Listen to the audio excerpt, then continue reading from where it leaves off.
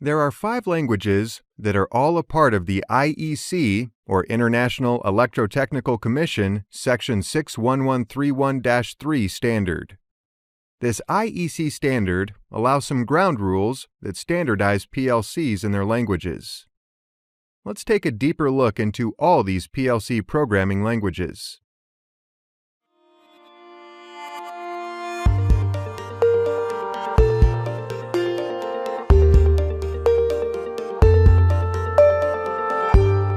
Before we get started on today's video, if you love our videos, be sure to click the like button below.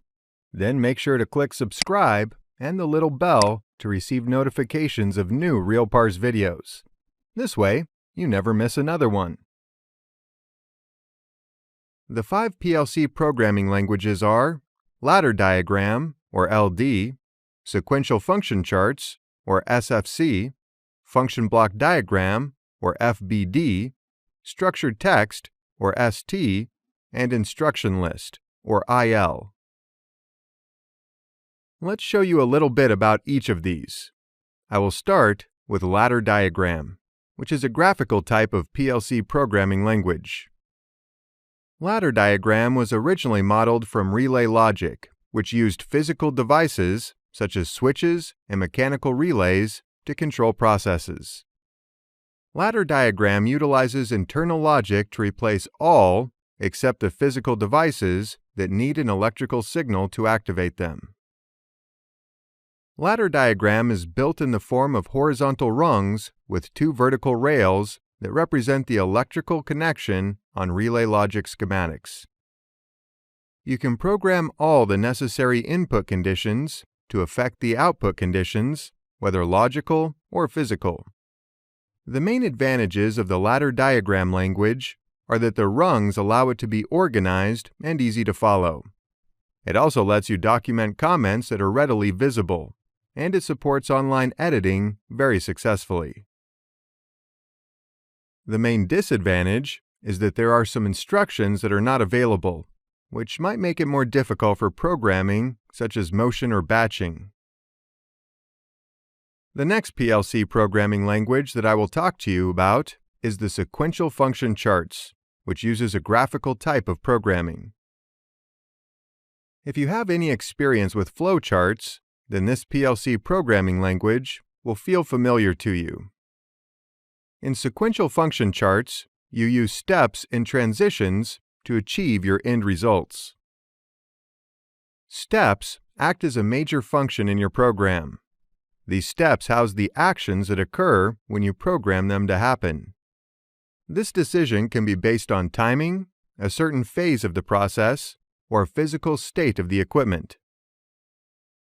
Transitions are the instructions that you use to move from one step to another step by setting conditions of true or false. Unlike traditional flowcharts, the sequential function charts can have multiple paths. You can use branches to initiate multiple steps at one time. A couple of the advantages of sequential function charts are: processes can be broken into major steps that can make it faster and easier troubleshooting. You have direct access in the logic to see where a piece of equipment faulted. It can be faster to design and write the logic due to the ability to use repeated executions of individual pieces of logic. Even when you consider the advantages of the sequential function charts, this PLC programming language does not always fit every application. Now, we are on to our third PLC programming language, the function block diagram, which is also a graphical type of language. The function block diagram describes a function between inputs and outputs that are connected in blocks by connection lines. Function blocks were originally developed to create a system that you could set up many of the common, repeatable tasks such as counters, timers, PID loops, etc. You program the blocks onto sheets, and then the PLC constantly scans the sheets in numerical order or is determined by connections which you program between the blocks. The code can get disorganized using this PLC programming language because you can place the function blocks anywhere on the sheet. This can also make it more difficult to troubleshoot.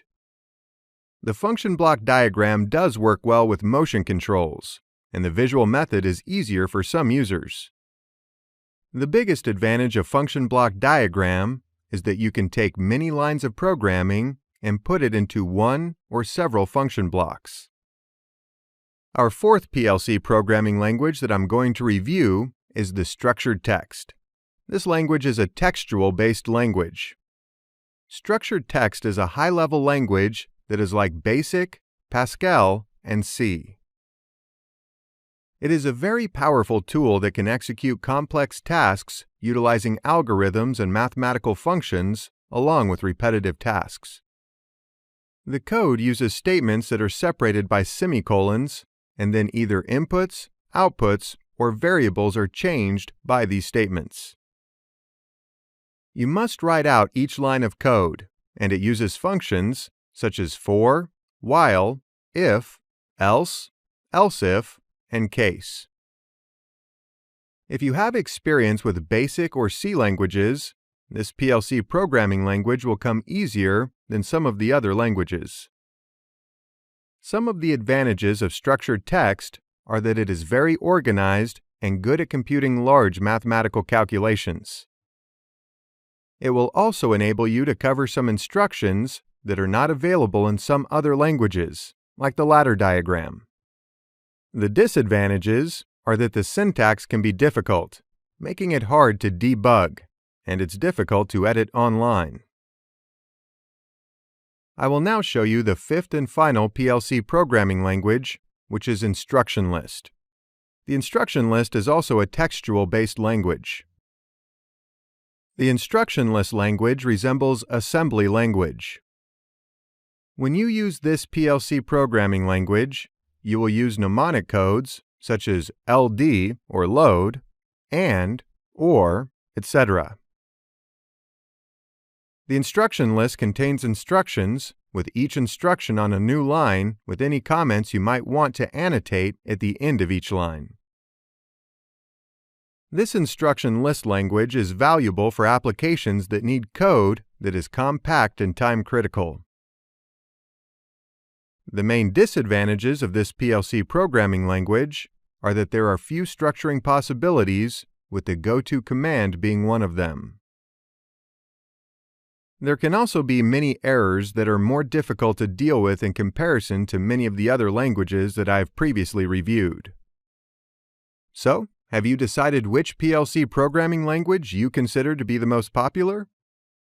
After reading many reviews and opinions, and with my own experiences, the ladder diagram language is by far the most popular.